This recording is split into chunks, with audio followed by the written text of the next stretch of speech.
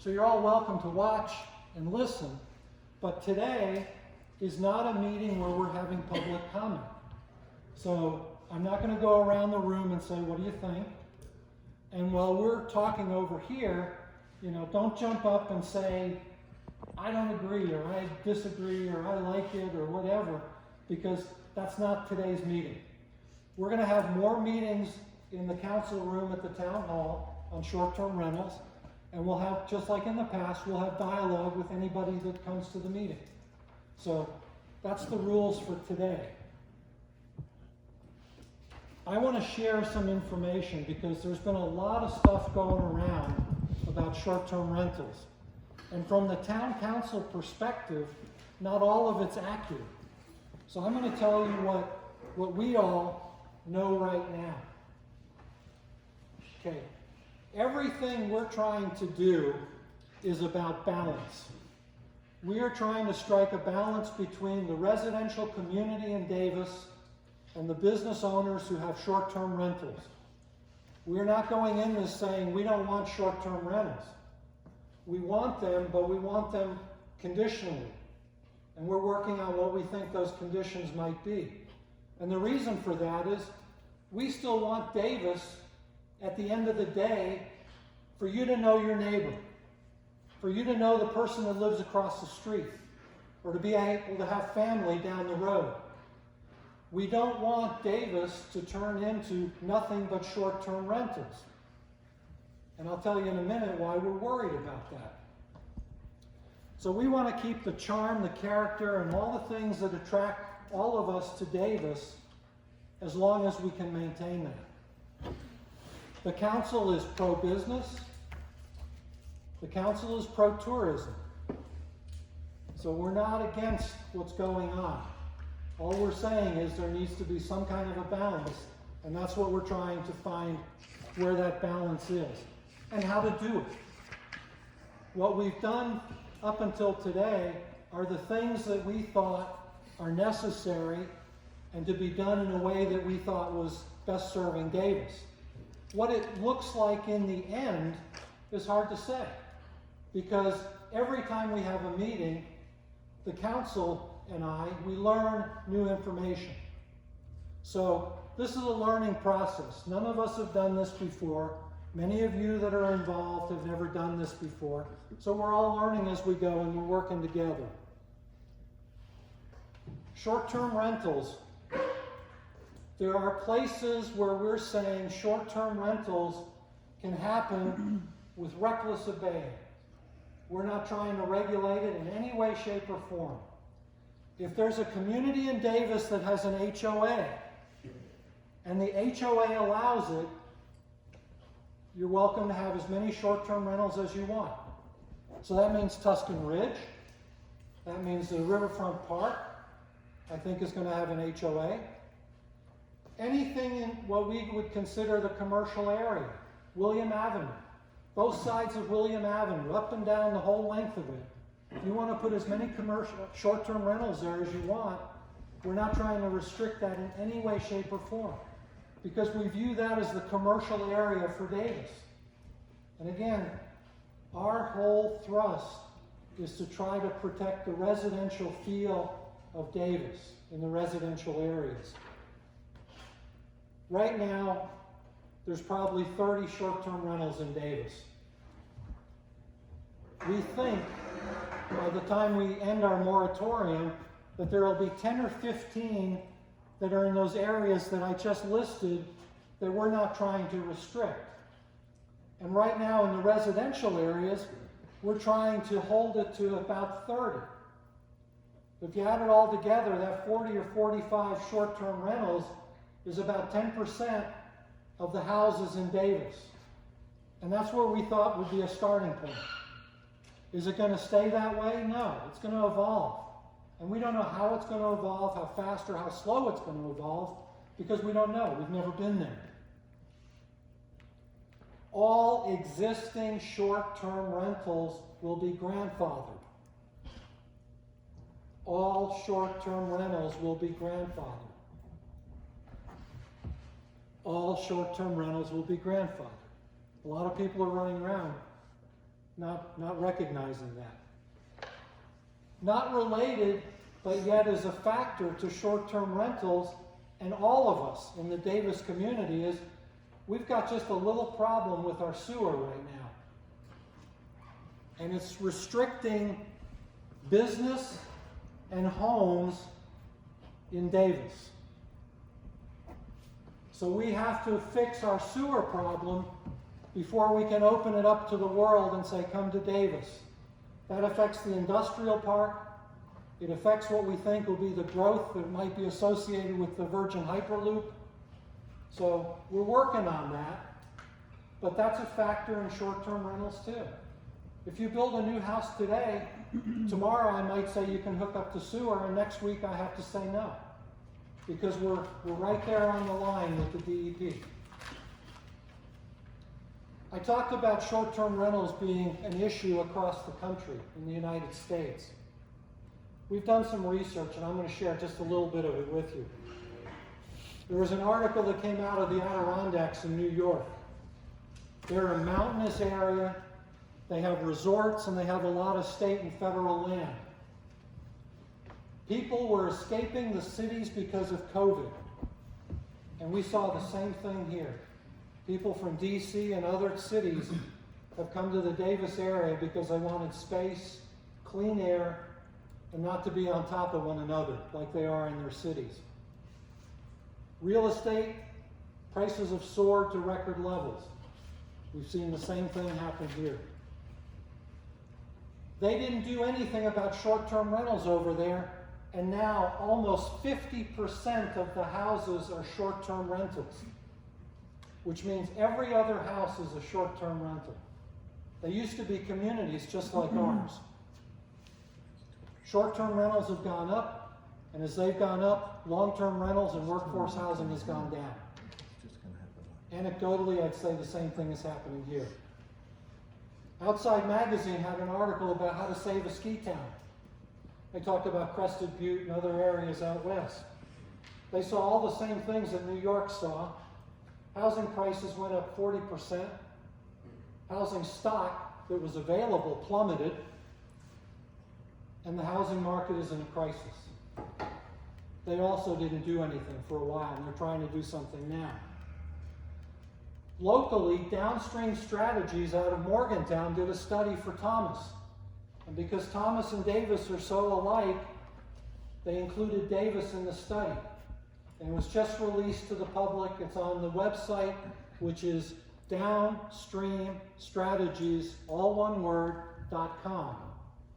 And it's under their reports for 2021, and it's called Bracing for Change. And it talks about short-term rentals in part of that report. Workforce housing. Some people have said, why doesn't Davis build workforce housing? We don't see that as our job, and we don't have the resources to do that. We do feel government has a place in that, and you see the Development Authority for Tucker County trying to build workforce housing in part of the industrial park. Right now that's on hold because of a helicopter issue. Go figure. But we see that, and we have private businesses that are also trying to implement their own workforce housing. So we see some government agencies doing it, and we see some private businesses doing it. Hotel motel tax.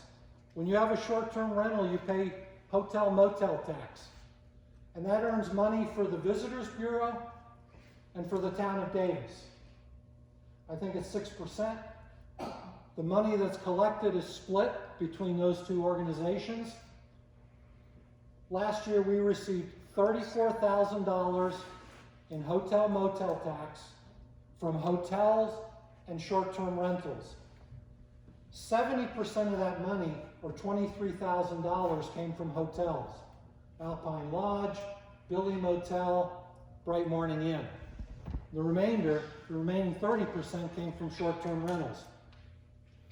That money by statute can only be used for certain things. Some people have said, hey, let's use that money to build workforce housing. Well, we're not going to build a lot with that amount. And the other thing is, We're only allowed to use it for the community center in Davis, the town hall, the parks, arts and humanities, beautification, and the cemetery. That's where that money goes. We are looking at other things to factor into short-term rentals.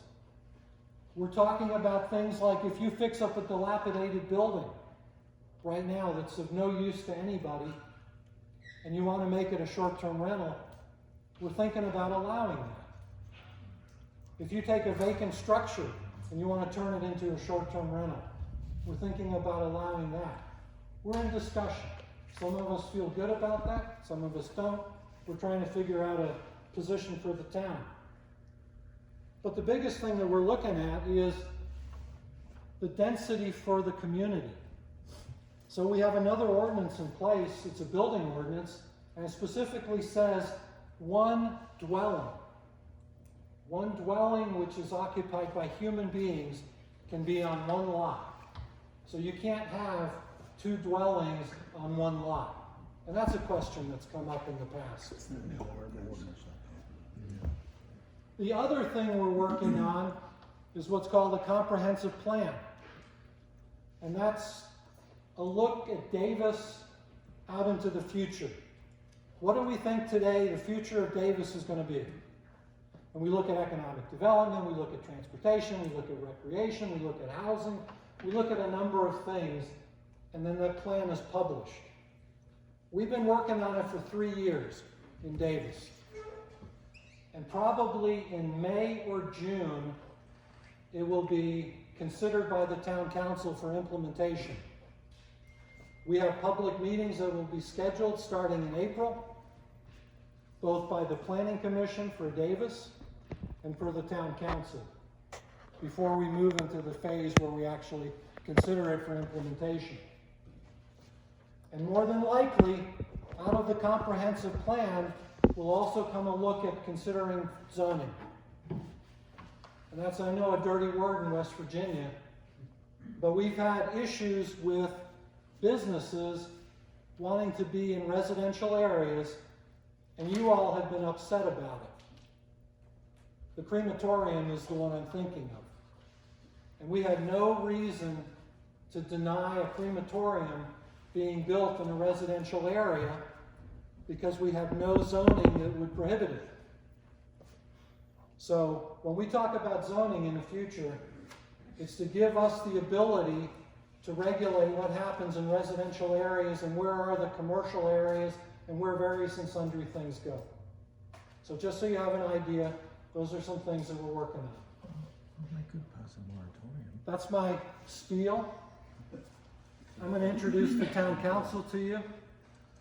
We've got Kevin Flanagan, our attorney Rob Chenowith for the town, Jenny Helmick, Ron Hollis, John Felton, or Bacon, and Jeanette Ware. That's your town council, and I'm your mayor, Al Thompson.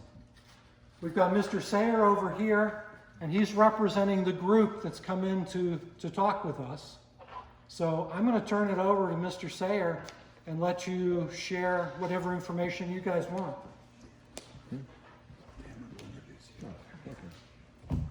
So I got the short straw. I'm going to introduce Mr. Sayre and make an opening statement for us.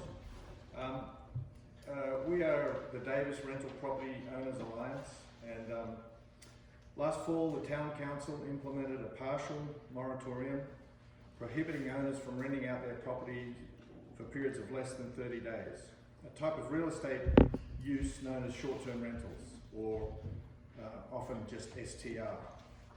Of the roughly 30 units that Al mentioned in Davis, about a third of them are single-family homes, about a third of them are apartment units within commercial buildings, and about a third of them are cottages, tiny homes, campers, seasonal structures, that sort of thing. Today, we have a hotel-motel tax which relates to short-term rentals. 6% of it goes directly to the city, another 1%, making a total of 7%, goes to the state, and they remit it back to the town of Davis, and then another 6% goes to the state, and they use it for whatever they want to use it for. Council members, residents and owners have expressed what they do and do not like about short-term rentals. There are lots of disagreements regarding what builds community, how to increase workers' incomes, how to address workforce housing, and about thriving with a tourism economy, and that's what we are, a tourism economy. This meeting was requested by the attorney, Mr. Sayre, to discuss the legal issues related to the town's STR estate and business regulations. Sayre is a partner with the law firm of Bowles Rice. He has been practicing law for more than 35 years and concentrates his practice in the areas of municipal and land use law. Mr. Sayre has been recognised by best lawyers in the area of municipal law, is a former member of the West Virginia Home Rule Board and currently serves as City Attorney for the City of Martinsburg, the town of Mabscott and the Corporation of Harpers Ferry. Kim is here today to overview what he sees as being problematic with the town's short-term rental ordinances so far. We hope that this meeting assists the town in regulating real estate use and business activity going forward. Some context for the short-term rental ordinances here, and these are just facts without judgment. Today, the town of Davis does not yet review code compliance for construction permits, nor does it inspect for building or fire code compliance when a structure is built or renovated. Some towns have zoned areas where various types of businesses are permitted, ranging from a home-based graphics arts business to a lawnmower repair business to a crematorium. And maybe you should do a moratorium on crematoriums. Davis does not yet restrict business locations to zones. That was a joke. To zones. And today, Davis does not regulate the maximum number, the safety or accessibility of restaurants, shops, motels, inns, galleries, or any businesses whatsoever, nor does it require that they have certain insurance policies. Yet presently, the council has acted to prohibit new short-term rentals for about 6 months running, while it drafts an ordinance that zones, regulates and inspects, and further taxes only one type of real estate business, and that's short-term rentals. Among other things, the draft ordinance limits the number of short-term rentals in the residential areas of town. It calls for inspection of building and fire code compliances. It levies a $200 fee per bedroom on top of the taxes that are already paid. It requires proof of insurance, higher sewer fees, etc., etc. As owners, we support the fair regulation of short-term rentals, and many of these requirements in the draft ordinances are expected. However, if the town is to implement such zoning, construction inspection and business regulation, it should proceed with an even hand for all business and real estate and in accordance with West Virginia law. With that, I'd like to introduce the Special Attorney, Sayre, who will overview the ordinances for us. Thank you. Well, thank you. Part that he was talking all those nice things about me. Can I get that clip? All right, well, my name is Sayre, and Mayor and Council, I appreciate the chance to come and talk to you all about the proposed ordinance, sort of the status of where it appears that the town of Davis is at, and what is something that is mutually beneficial to not only the town, the government, the citizens, the owners of these properties, the people coming into Davis. Davis is a unique town in West Virginia. One of the things I did, I got here a few minutes early and I had not been through the downtown in a couple of years, and just seeing what is so great about the downtown area of Davis and the folks here. But there are a few issues that I think that need to be addressed when we're dealing with these types of regulations. You know, what the town is wanting to do is to regulate the property rights of individuals that own property that are protected by, you know, the long-standing rules of the Constitution of West Virginia and the state. That we have the rights to use our properties in a way that we see as the best use for, subject to regulations that are reasonable. the ordinance that is proposed, I think that there are several, first off, technical issues that are wrong with it. One, even though you're saying that it's under the section of the state code that gives you the right to regulate health, safety, welfare, I think it's pretty clear that this ordinance is a land use ordinance. It's to control how these folks can use their properties, to put certain restrictions on those properties. And so West Virginia, I think it's about 25 years ago now, maybe even 30, the state legislature went through and created Section 8A. 8A is a comprehensive land use regulations that all municipalities and counties have to comply with. And one of the things that we have to realize as a city, and I represent a lot of cities, I do a lot of municipal work, our authority is only what the state gives us. There's an old 1868 rule, old and tried and true, called Dillon's Rule, that says if the state doesn't specifically give you the right, the city the right, or it is easily inferred from those actual rules and regs, you don't have the right to do it, even if it may seem to you in the best interest of the town. Now, there is a process that allows for towns that Davis could choose to, and about 30 cities have entered into what's called the Municipal Home Rule Program. And the Municipal Home Rule Program allows you to implement certain local rules and regs that you all have determined this is a problem and we want to fix it and we know the best way of doing it. Because a lot of times the local town, you all who live here know the best way of fixing the problems you have. Now, that would result in a problem for what we're here today. If Davis were to become a home rule town, there's a state statute that says that you cannot regulate short-term rentals. You can't regulate rentals of housing. So that's sort of a conundrum when we're here on this. But because it's a land use, you all have to follow the zoning rules. You have to have a comprehensive plan. Mary, I heard you say that you all have been working on a comprehensive plan.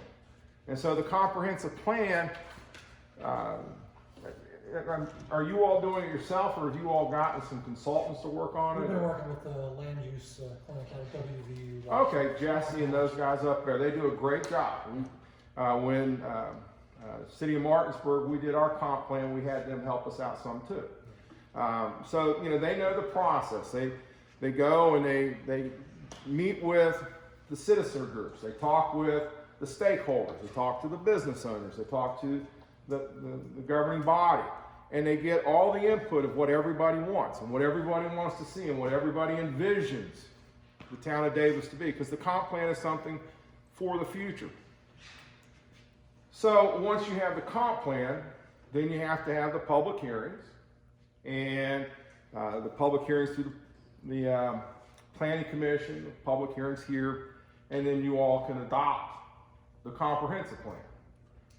But that doesn't give you all the ability then to enact something like this, because this is what I would consider what's called a non-traditional zoning ordinance.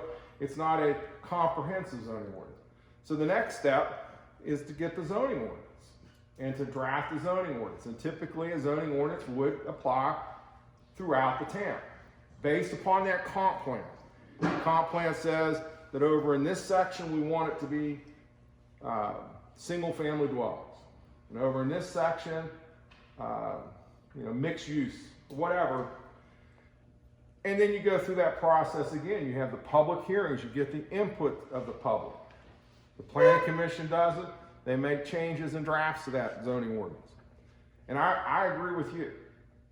Zoning in West Virginia, a lot of people think it's a 4-letter word. Might have more than 4, but that's the way a lot of people do.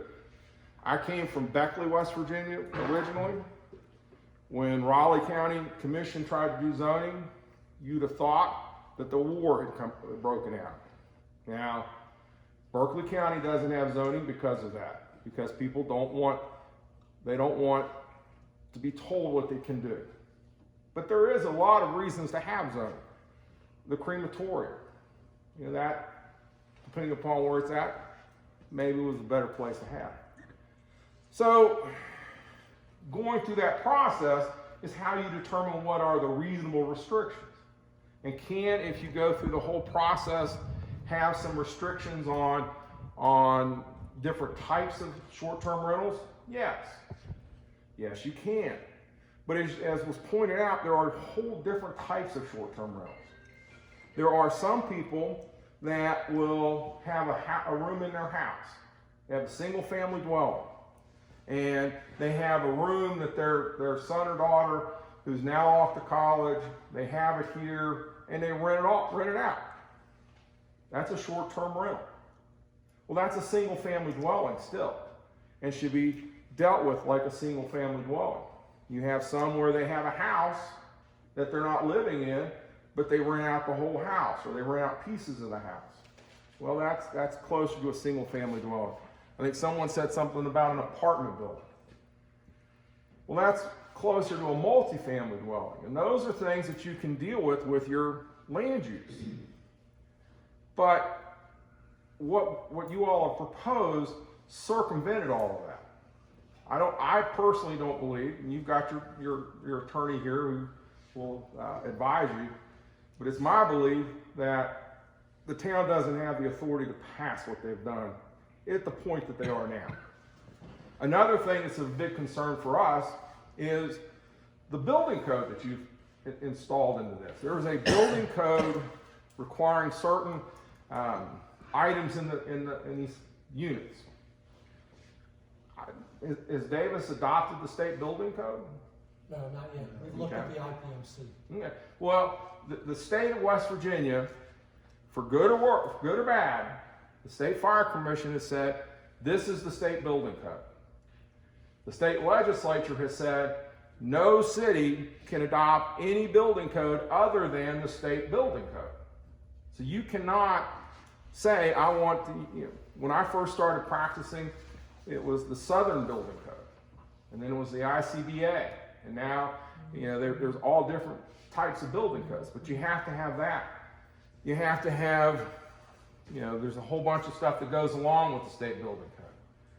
So, to implement building code issues in an ordinance like this, I don't think you can because you don't have the state building code. And I did not go through and check each of the sections and then compare it to the state building code. I don't know what the heck they say. I know there's the state building code. I know there are people that know what the state building code says. But that's an issue that I think is there. And then I think the other issue that we see is a real problem, especially in industries where we're similar to others. You're putting an inspection upon us. You're putting a fee on us. The state of West Virginia says what fees can be charged. There is not a charge of a $200 fee in the state code.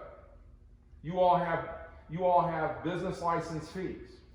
Those business license fees have probably been with the town for as long as anybody can remember. Well, those were under the state code. You have a $15 fee for this. If you have a bar, they're paying $575 licensing fee. Those are allowed under the state code. You can only charge these folks those fees that are authorized under the code. Again, there is the home rule that would allow you some flexibility with that, but that's not the case here. I think that all the folks that I've talked to with the rental property, they want to see, they have no problems with regulations. They want to see reasonable regulations that are applicable to all, because one of the things that's good for them, that's good for you, which is good for you, is we want to be good neighbors. We want to have a thriving Davis. We want to have everything that makes Davis special, because that's why these people are coming to Davis. They're coming here because it's a special place. I agree, Davis and Thomas are very similar. They're very special places, much different. I also agree with you that the housing prices have gotten out of hand. I live now in Martinsburg now. You cannot believe how much it costs for housing over there. But it's not really driven by the short-term rental. It's driven by the fact that people from the cities want a place in the country. And so they're buying houses here. They're buying houses, they are using them as a second home, and then some of them are turning them into a revenue source. But what's really driving those prices, in my opinion, is the corridor. What? I remember when the 4-lane wasn't there, you had to really think twice if you were coming to Davis or Thomas. And now the 4-lane is all the way out here, and if they ever get that little section in Virginia, I think you're going to see a lot more pressure from the folks from outside the area, the bigger cities coming here. But, you know, I'm here to answer questions from you, because I think we would like to help you all get to the point where there are this reasonable regulation. Because we know that if we had every single house, if there was no regulation at all and it was just the wild, wild west, then it's not good for anybody. But I think placing a number restriction, you know, that's sort of difficult to justify. And the other thing I want to say, you know, it's my understanding that the council has passed a resolution to put a moratorium on. There is, again, my opinion, there is no authority for this council to put a moratorium on somebody that otherwise has the legal right to do something. You all do not, it's like the crematorium. You all identified, well, we really don't want that here, but we don't have the ability to stop it. Well, that's the same thing here. Until you all have an ordinance that is valid and enforceable, you don't have the authority to say no. And what worries me, and one of the things I do is I teach all of the municipal judges in the state. If you're not a licensed attorney, you have to come and take this class. And one of the things I tell them at the start of the class and at the end of the class. Well, at the start of class, I always tell them, you don't want to see your name in the Charleston Gazette, because they're not saying good job, attaboy, they're saying you did something wrong. And at the end of the day, I tell them, I would prefer you to call me if you have a problem, because I want to make sure we fix the problem before it becomes a problem when they're dealing with some of the municipal court stuff. And so I sort of see our position that way, is that work hand in glove with you all to come up with something that will work. So, thank you. Okay, thank you very much. Fair enough.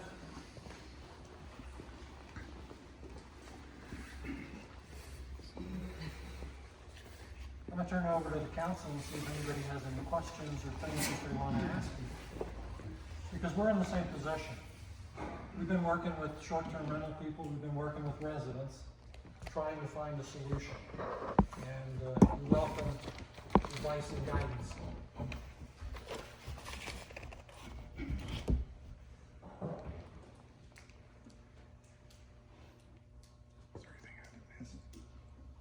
I don't think they realize how liable they could be. I think that might scare the hell out of them. I'll come back with that one. Yeah.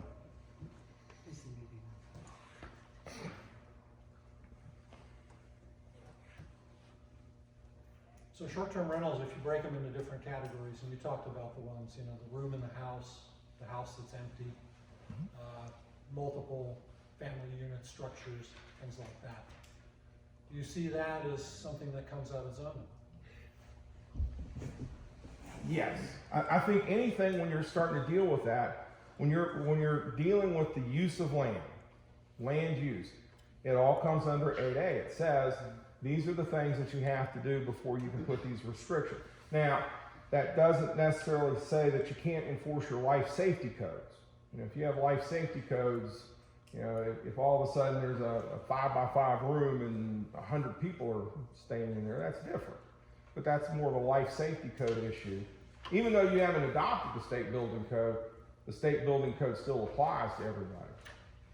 It's just that you all can't enforce the state building code. You would need the state fire marshal or somebody like that. Code enforcement person. Yeah, code enforcement, yes.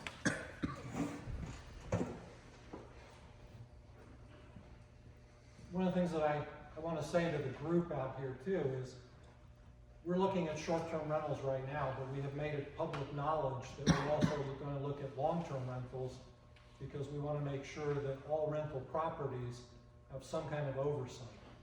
And the one that in particular that comes to mind for us is safety.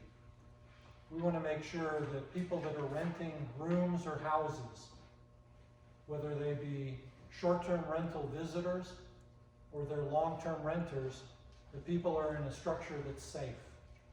And from that, we'll look at the building code, because right now we were just looking at some fundamental things, like having GFI breakers in your bathroom and your kitchen, having a fire extinguisher in your kitchen. We weren't looking at wanting to do a full-blown inspection of the house per se. We were looking at sort of what's called the low-hanging fruit, the things that are fundamental to, I think, just, basic safety. I built a house and then I decided to rent it a year from now. So if we look at the state building code, can it be selectively administered?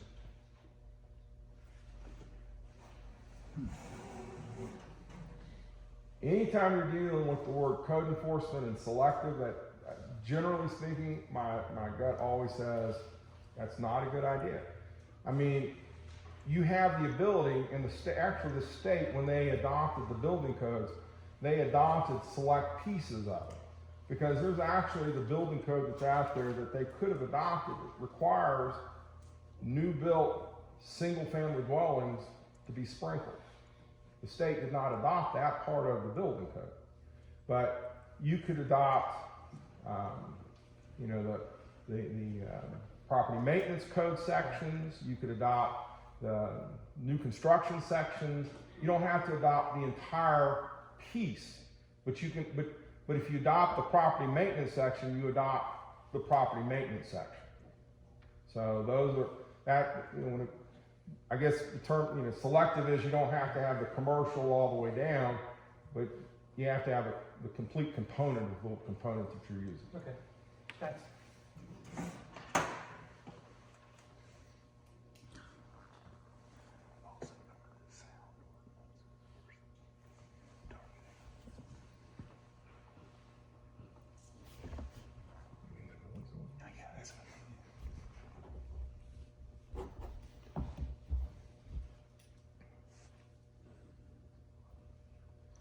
So basically what you were saying earlier is that business license fees that are established are what's germane and Yeah, I haven't looked at the licensing fees that the town has. I guess there's probably a general $15 one, and there's some for, the slot machine, coin slot places. There's a different one for the places that sell alcohol. Those are ones that have been adopted, and those are in the codes. So you're okay with that. You just can't say that we're creating this new category and we're charging this fee. What is your general business license? $15. $15. But that's a store. For a store. All right.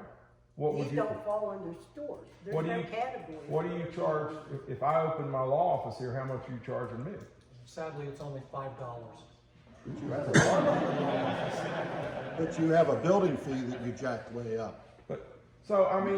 You can look at this. If you don't have a fee for it, then you're not charging it. But typically, you see that most cities that I've seen, that $15 one is just sort of that general business license. It's a catch-all. Yep. So, that's probably the one that you should be charging these folks. They should have I don't know, I didn't ask them if they wanted to have business licenses, but they should have, you know, probably that one. Who sets the fees? The Secretary of State passed in legislation 2 or 3 years ago that it is required, all short-term rentals have to have a business license. The business license. but I'm it's- gonna ask the, It doesn't say which price, but they do have to have a business. hey license. Jessica, I'm sorry. Sorry. before you came in, I had basically explained the rules and you just broke one. Sorry. Okay, thanks. And Building. if you are a business in the state of West Virginia, you're supposed to have a business license. And it's one of the statutory fees, you just can't raise the fee. I mean, it's like the bars, their fee, they don't pay $15, they pay $5.75. Or they pay $1.25, depending upon what they're doing. Because the state code allows you all to do that.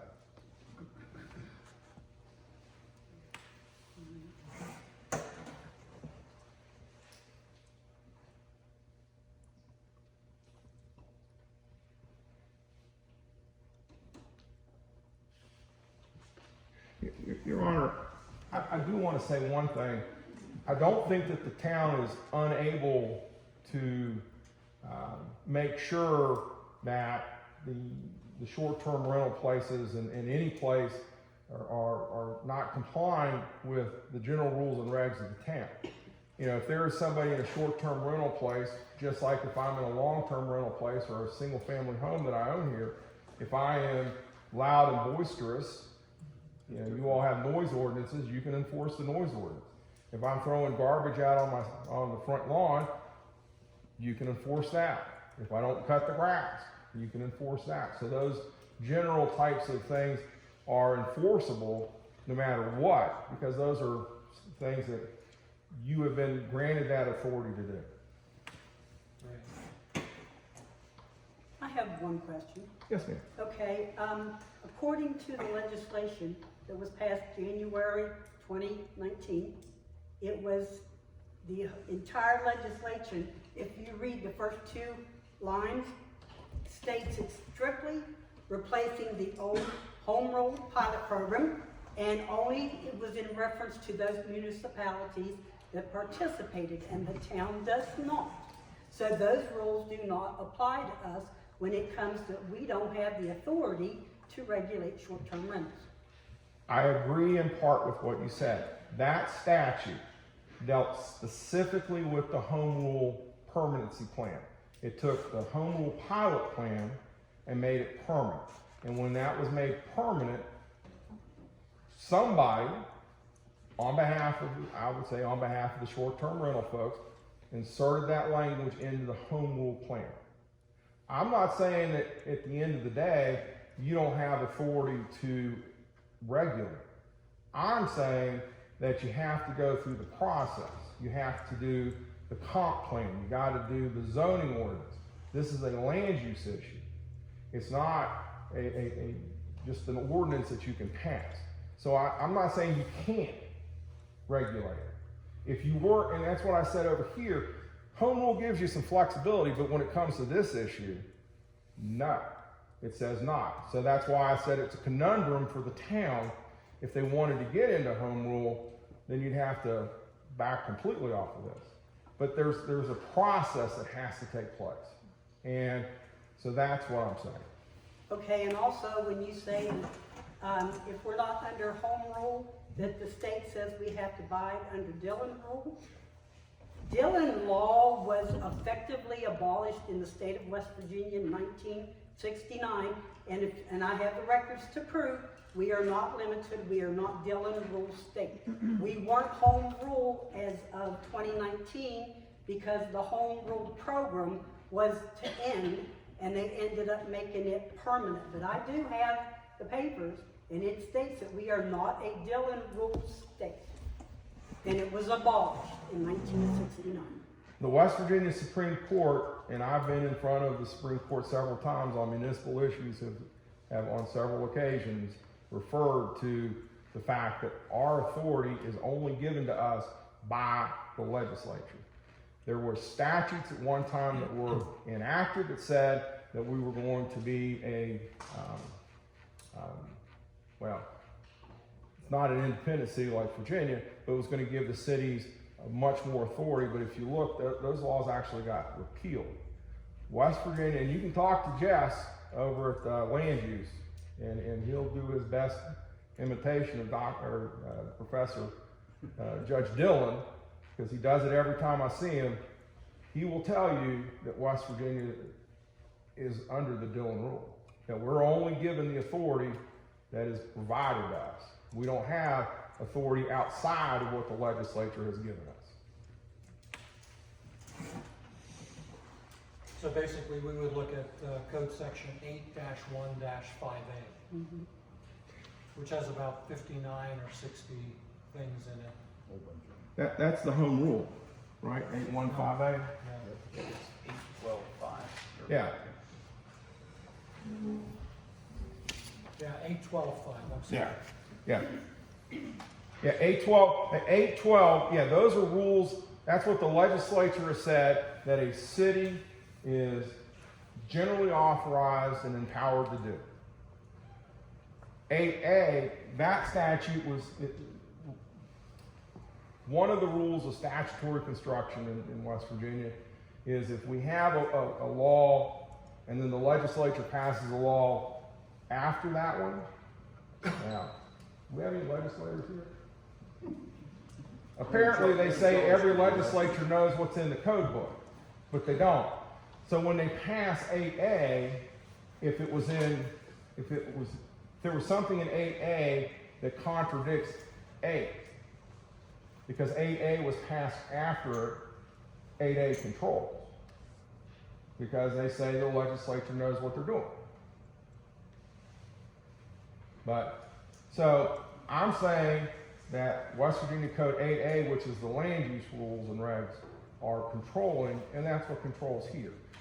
The section you're talking about, 812.5, has 50, 60 specific sections in there that says you all have the authority to do this. You have the authority to do this.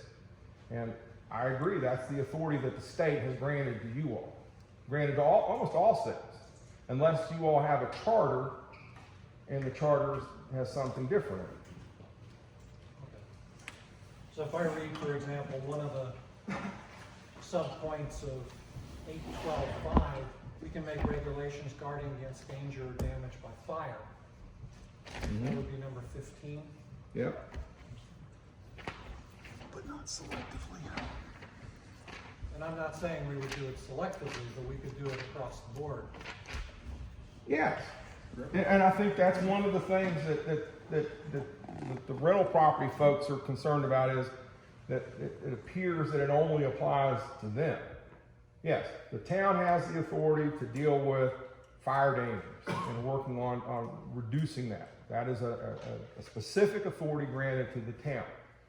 It doesn't say in that you then have to do A, B, C, and D. It says you all have that authority, and that authority then infers to you how to implement that piece. Right. Okay.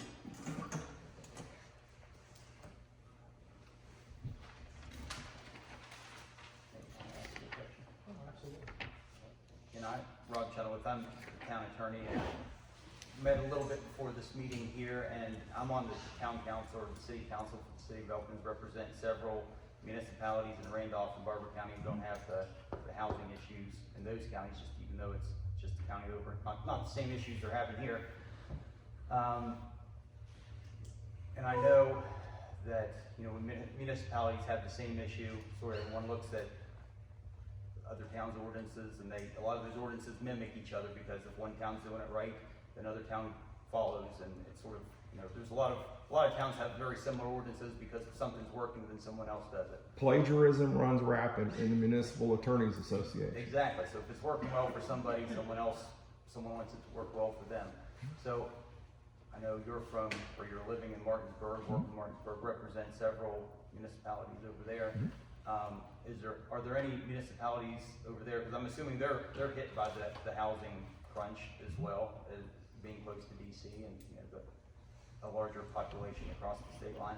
Are there any municipalities over there that are regulating short-term rentals and doing a bang-up job at it that the town here could sort of? Well, we were working on that until that Senate bill got passed. And then we stopped because Martinsburg, Ranson, Charlestown, Shepherdstown, and Harpers Ferry, the five Eastern Panhandle cities, are all home rule cities. And it may be, I have a sneaking suspicion that got inserted by some Eastern Panhandle folks. And so, no, we don't because we can't. We do, through our zoning ordinance, deal with some of the, the multifamily type questions. But we have, I don't know how many, I don't think we have as many as Davis does, I don't know. To me, short-term rental is a generational thing, and I consider myself old. And so I don't stand it. My kids love it. They're starting to get old, but they love short-term rentals. That's where they go. I go to a hotel. No offense. But that's just me. So when we started looking at this, through our zoning ordinance, we have made it so that in certain of our residential districts, it can only be a single-family dwelling. But in that single-family dwelling, if I owned a house there, I could put it on the short-term rental market because I could put it on the long-term rental market. Basically, if it's eligible for long-term rental, it's going to be eligible for short-term rental. Now, if we have a person that has a house that has now got 5 units in it, well, that's now a multifamily unit. And there are places in the city that can exist.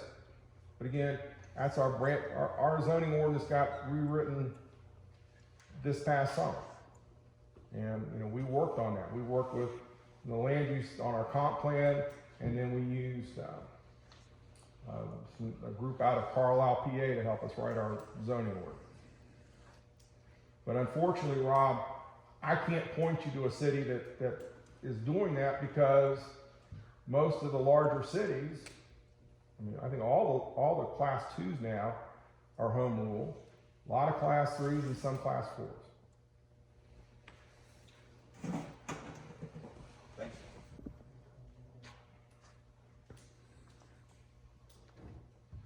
You guys have any other questions? Well, I got something to say. I don't know if it's a question or not. All right. So you're saying you don't like the moratorium. All right. So one of our biggest issues, I think, well, my biggest issue anyway, is if we didn't do something, then short-term rental is going to run wild. So I think we had to do something. We had to start somewhere. And I understand, in listening to the mayor talking about the short-term rentals and concerns about the housing stock and that type of issues, yes, I understand why the town wants to start doing some regulation. But the problem is, again, in my opinion, the problem is you don't have the authority to issue the moratorium. So what that could do is if you deny somebody and you wrongly deny them, then they have the ability to litigate the issue. And again, if they litigate the issue and you don't have the authority to say no, then the circuit judge is going to rule against you. And the worst thing in my mind is that when a city, in Martinsburg, we've had this happen to us on a couple of zoning issues, when we didn't have the authority to do something and we did it, and the judge overturned us, the judge made us pay the other guy's attorney's fees. And that, I hated that. I have a concern, not necessarily about, there's other people out there besides these folks. And somebody may come and make application. And you turn them down, I think you've got a problem in defending that decision. I think if you go through the process, and at the end of the day, you have these reasonable restrictions, and those reasonable restrictions through the comp plan and the zoning ordinance says that we can have single-family dwellings over here. If you've got a room that you're renting, it's okay, but we're not going to let you put cut it up into 5 apartments. Then that's fine, but that's through the whole process. And so, I mean, that is a concern that I would have, is that somebody is going to challenge the moratorium. I just don't think, if you don't have the authority to begin with, you can't then put a moratorium on it saying we're going to stop you from doing it until we enact a law that gives us the authority to do it. I think that's a problem. Thanks.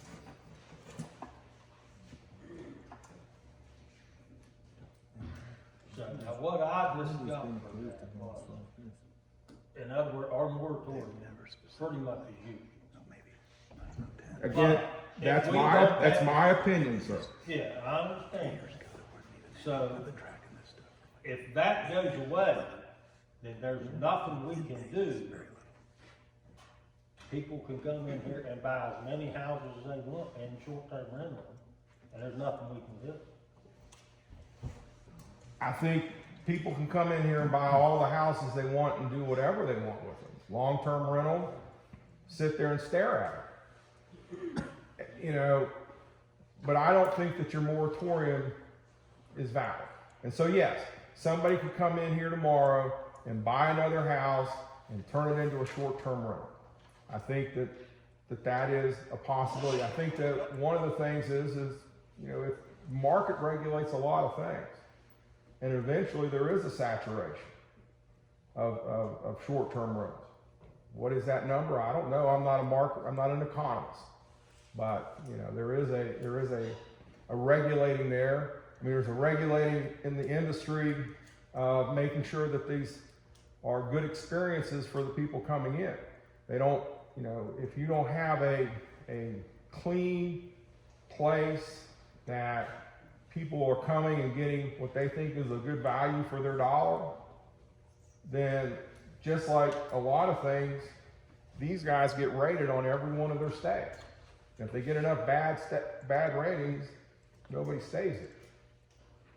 But what I also heard you say earlier was basically, you can't come in and just do what you want. If there's a comprehensive plan that supports a zoning ordinance that's gone through all the proper procedures, and there are then the potential for some limitations. Correct. I think there's a potential for regulation through zoning. Yes. And one of the questions you asked, there are not so much about the short-term rental issues, but the cities over in the Eastern Panhandle have been out addressing the housing stock issue, the affordability issue. We participate in the CDBG's home consortium, and the home consortium allows us to assist, I think it's mid to moderate income individuals to become homeowners. That's one way that we've dealt with that section of it, because just like here, the pressure on the housing stock has raised the prices everywhere. Thanks. But this is all your opinion, correct? Everything you're stating is your professional opinion. Yes, ma'am. But I always have a lot of confidence in my professional opinion, but it is my professional opinion. And one of the things I do want to say is, you have a town attorney. You have a competent town attorney that understands municipal law. He's going to give you his opinion. This is my opinion. The ultimate opinion, I guess, is whatever the court says. Yes. A circuit judge or the Supreme Court is always the ultimate decision, but I don't think anybody wants to get to that point.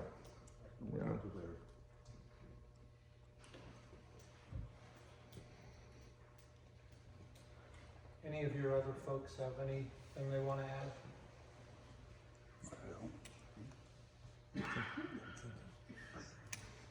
The only thing I'd say, Al, is, you're playing with fire because the liability is just amazing what it can be. If you're willing as a council to risk that liability and lose that type of money, that's a tremendous chance you're taking, Liability in what regard? being sued. Because of a Because moratorium? you're aware of this way early, yet you elected to do this. Because I told you that 6 months ago, and yet you elected to disregard that. We were working in parallel as we tried different You went one things. way and I went the other way. We're working But the both liability for the town is what I'm worried about. ways. Okay. Because it only takes one. So in the state And of that West goes back to your other ordinance too, with your setback provision and your astronomical building fee. And the ability that you believe that you can tell someone that they can only build one house on one lot, and you can't subdivide that lot. Can't do that either. That's that simple. There's a whole nother state code dealing with subdivision regulations. Right. So that code section that you passed is problematic. That code actually has been in place since I worked for the town in I know that, but that doesn't make it 1985. legal. I'm just saying, it was in effect as far back as 1980. No, Not the setback. it's a brand new ordinance. The setback is new, the one resident per lot has been there always. I understand that. There's also an ordinance that you have says you can't have a trailer and a house on one lot either. Are you familiar with that one? It's not legal. Just because it's on the books doesn't make it right. Well, it's just something we went by that came from the state, it was a paper that was printed from Well, the state. you elected to pass several years ago, Quarter 8 sent a pamphlet around, and you passed the pamphlet. And you've been relying upon that pamphlet for whatever regulations that you have, and that thing is not kosher. If you know what I'm talking about. You look at that thing and it's just a pamphlet from Quarter 8 says they sent them around all the towns back in the 80s, I think. Said this is something that if the highway comes, you ought to think about some type of plan. And for some reason, the town just adopted it. I think Mr. Sayre would probably agree that if you assume that to be a comprehensive plan, I think they expire after so many years, don't they, Mr. Sayre? They're supposed to be renewed every 5 or 10 years. 5 to 7 years, I think it was, and that was back in 88 or 89. 96. 92, you're still relying upon 98. you're still relying upon that regulation, and it's never been revisited, even if it was legit. Cameron? I was just going to say one of the interesting things about short-term rentals is it empowers an individual to take up slack that is in the local demand for accommodation when you have something like a hotel go bust and sit there dormant for 20 years. And so I'm curious as to why you would drive the business, both the short-term rental business and the commercial business that goes with that, outside the town of Davis in such a hasty way. As I said in the beginning, a lot of it goes back to finding a balance. You're looking at it from a business perspective only when you make a statement like that. I don't We're think so. looking at it from a residential perspective as well, and we're trying to find some kind of happy medium between the two. But there are We're not- 80 plus blighted houses, so No. you're not really just looking at There's it. not 80 blighted houses. Well, that's what in the numbers said. That report said unoccupied, and what they meant by unoccupied, the definition that they used was what you and I think is unoccupied.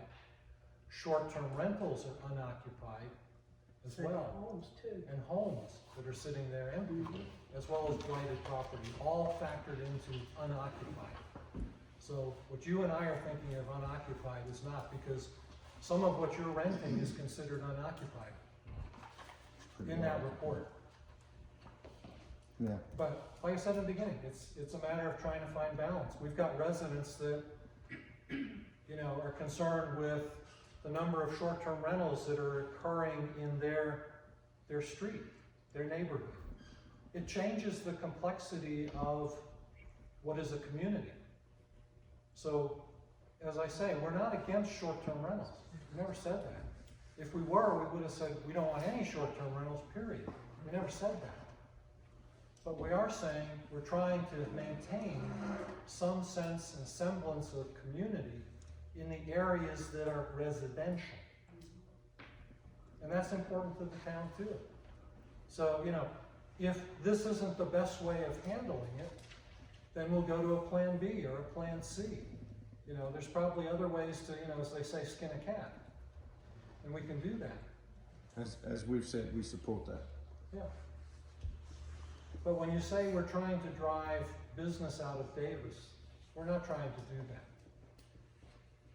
The tourist industry for Davis, people come to Davis from Canaan Valley, they come from Thomas, they come from Blackwater Falls, they come from Canaan Park, where they're staying. People that do business in Davis do not exclusively stay in Davis. They come from this whole area to occupy and to use and utilize and consume products that, you know, businesses sell. So we don't feel, I don't feel, that we're stifling business by looking at trying to limit short-term rentals. I think most of the commercial business owners would disagree.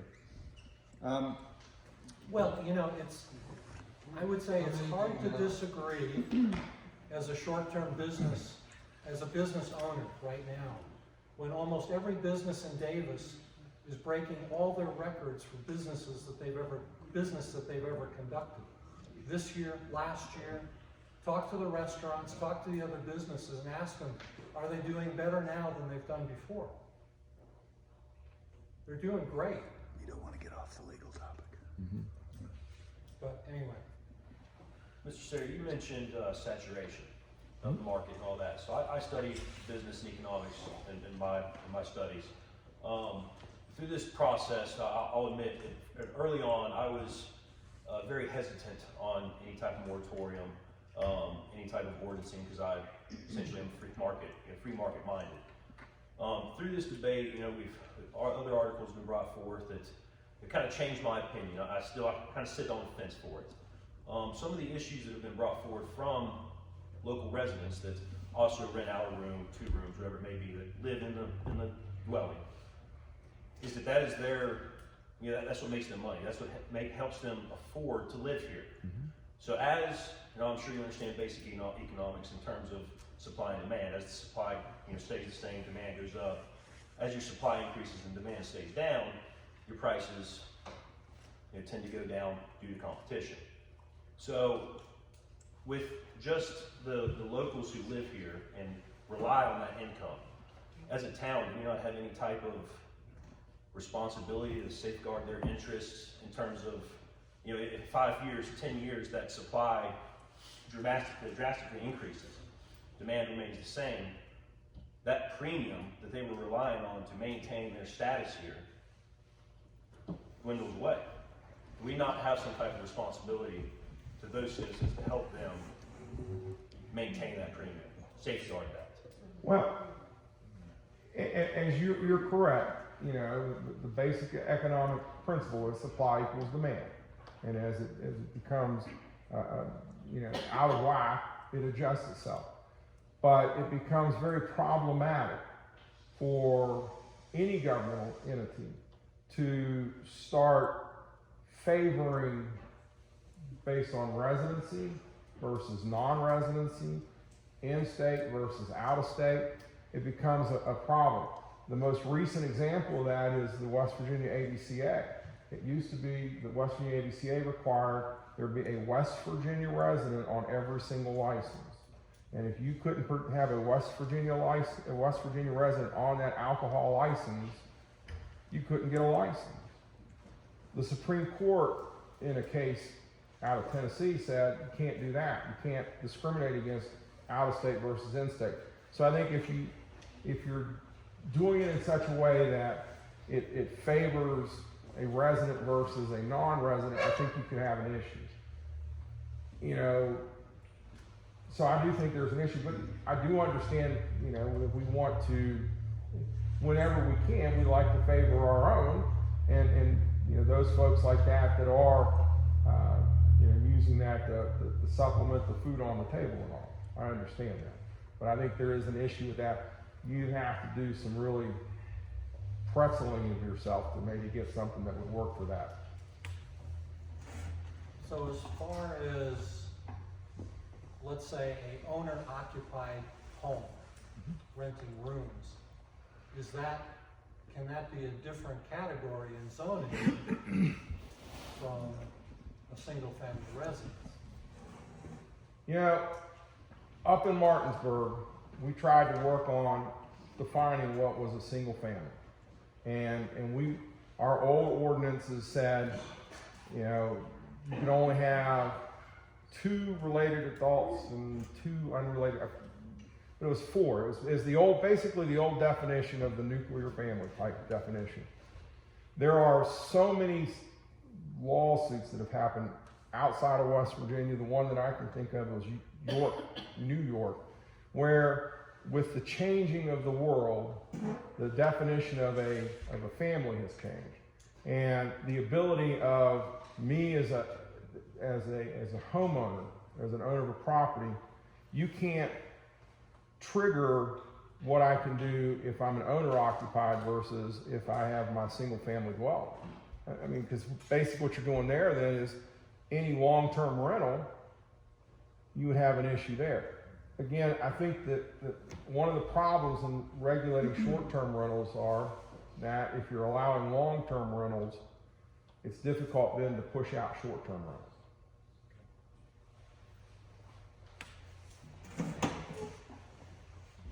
Even though long-term rentals aren't considered a business, but a short-term rental is, there's a difference in the classification.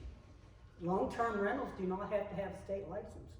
If I'm running a business and if my business is long-term rental, if I'm a landlord, then I am running a business.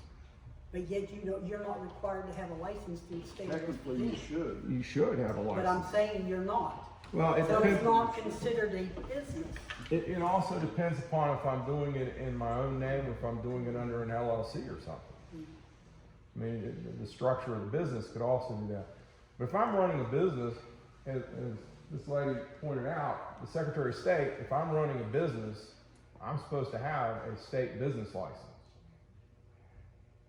You know, that is a requirement. But I agree.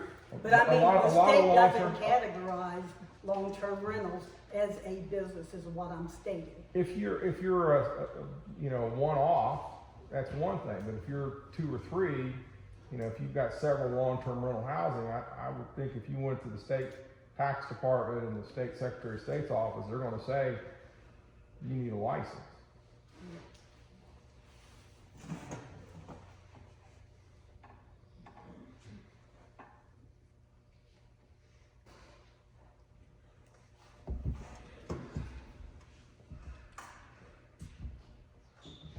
I know you had a question before.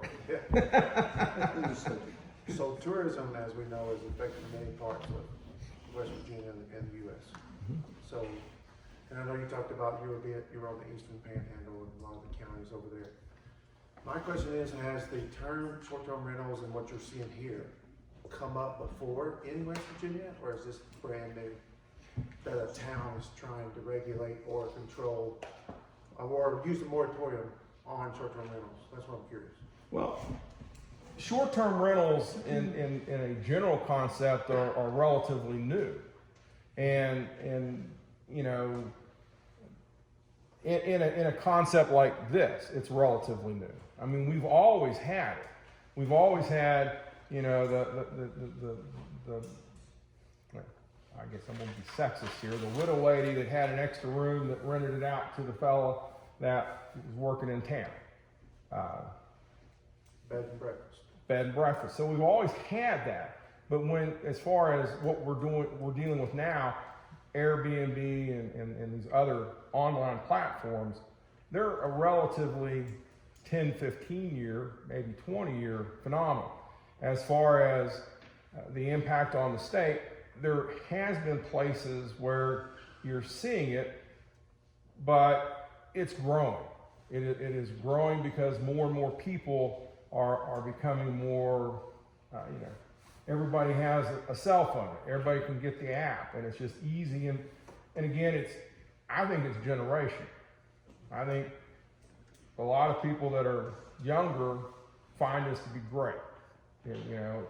It's a little bit of a nice amenity.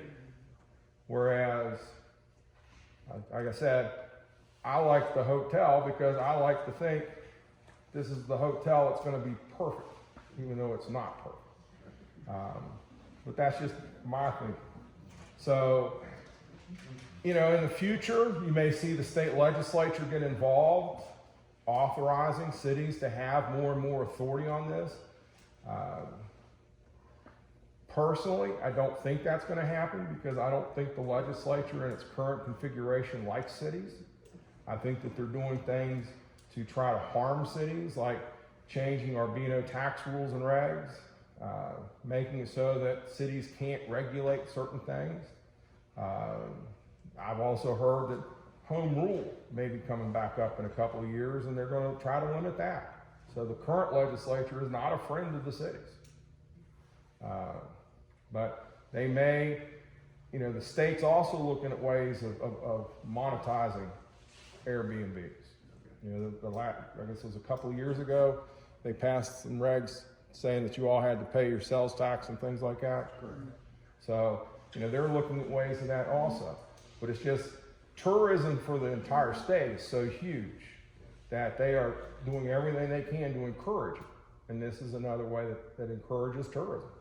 Do you know if the municipal league has taken a position? On short-term rentals? When the home rule bill came out, which was the first time that really the short-term rental issue became a problem, the municipal league punted on it because they wanted a permanent home rule. They were willing to give the short-term rental to get permanent home rule. It was just, what is this the hill to die on? Was their theory on that, and they decided it wasn't.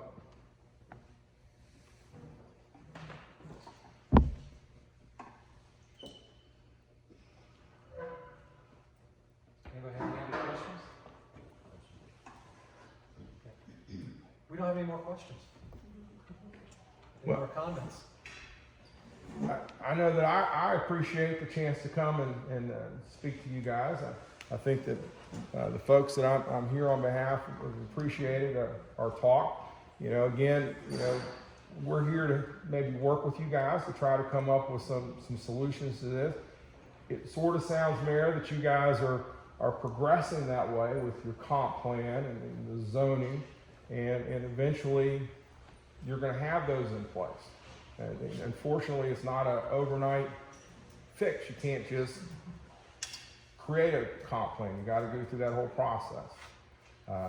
I do hope on behalf of the group that you all relook at this moratorium issue, because I do think that it is a potential liability for the town.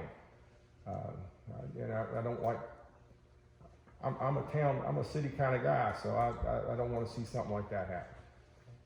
Well, we appreciate you all coming and talking with us. We appreciate everybody that came to listen and watch. Council, that's what you should have said. Anyway, the town council thanks everybody, and that's it. We're done.